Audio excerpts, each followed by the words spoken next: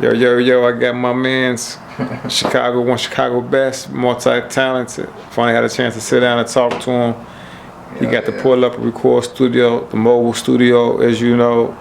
And you know, you heard about Carter Cole, one of the legendary studios, you know what I'm saying? Got my man Rich, the Rich Spot. I know the name sounds very familiar with a lot of y'all, so I wanted to sit here, you know, get him to, you know, pass some jewels on, because he been in the game just as long as I have, you know, Chicago music scene, music period. So what up, bro? What up, what up?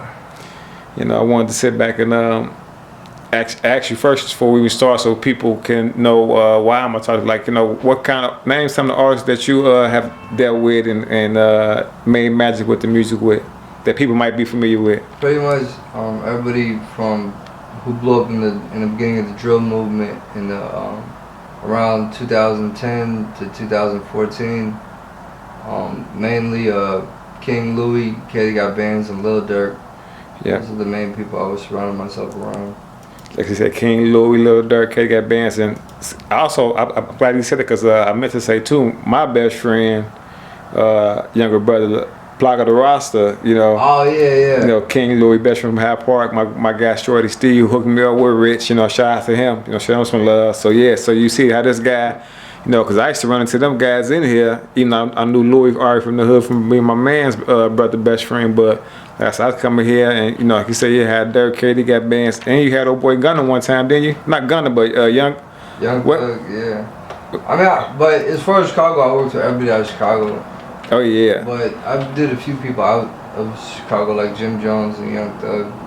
Right. I mixed for a couple of people like Fetty Wap. Yeah, so as you see, you know, because it's important for us to know people like Rich, you know, in our community music scene, that you can come and get jewels from. That way, when you encounter this brother, you know what I'm saying, you won't be surprised about who you're dealing with and what he can bestow upon you. You know what I'm saying? As you can hear him saying that he's messed with some of the best up and coming people, like I say, I saw from the grassroots. And so also I wanted to ask, you know, Rich about, you know, some insights about from his experience making music, you know, and some things that he would like to enlighten the old and young generation, because you know, music is timeless. So from your experience, what would you kind of pass on to each generation, old and young? You gotta focus on right now. Unfortunately, quality isn't the target goal for people now, and it's not necessarily necessary to make it.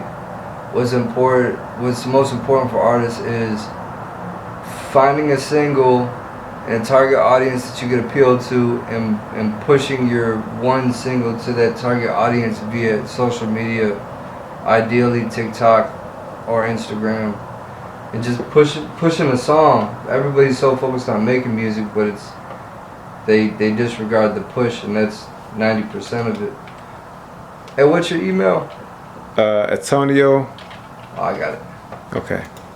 And so like he's saying, like he basically saying the music is a business. And so like you got your brand, you gotta, you know, I saw Tyler Creator say one time, he said, man, I'm still pushing songs I made back then. He said, I'm still reposting my stuff. And what he's saying is real, because McDonald's still is making commercials for their $1 cheeseburger. They still pushing that product, making it look better and better after 20 years, 30 years later. So that's real. And also, Tyler the Creator drops gems when he's talking about shit. You said who? Tyler the Creator. Tyler, yeah, exactly. A lot of good stuff. And then and so what do you see like the music industry heading, bro? It's gonna get to the point where it's already oversaturated, so it's just gonna get more and more oversaturated. Quality control is going down. People like me, I'm trying to keep it alive. Right. That's what. Quality control. People are focused on quantity, and the standard for quality now is so low. It's depressing actually. And so what would you tell like young producers, young engineers, you know what I'm saying, in your field, what would you tell them? That hard work is more important than talent. You could have all the talent in the world, it doesn't mean anything if you don't work hard. And if you work hard, you don't necessarily need talent. That's what's up. Now, with a guy that works with so many Chicago premier young artists, seeing them come up, you know, in the game, who are some of the people that might have caught your eye, up and coming young people in Chicago that you may? Well, I peeped a lot of people. In the beginning, I really peeped. I was keeping my eye to the street. Like I seen Dreezy before she was bust, before she blew Tink, before she blew.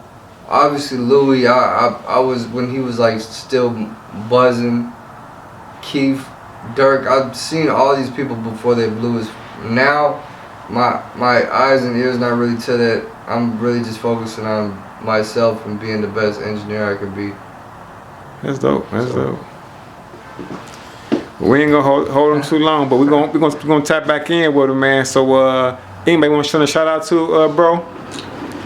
No, man, I ain't got no shout outs, man. 'Cause I'm gonna forget some people and then people gonna get pissed. And also, if people wanted to link up with you, how can they contact you, bro? Instagram at Rich Laurel. At Rich Laurel. Yeah. Okay, so this your boy Pilla. I'm logging off. Want y'all to know, number Rich Laurel, man. You know, pull up and record. Now, will you still have the mobile studio coming out this summer? Yeah, I do it seasonally, so in the summer it's definitely coming out. And we gonna link back up with him again for interview for those who think they got some hot music, guys. It's popping out. Straight up. This is gonna be history. 1.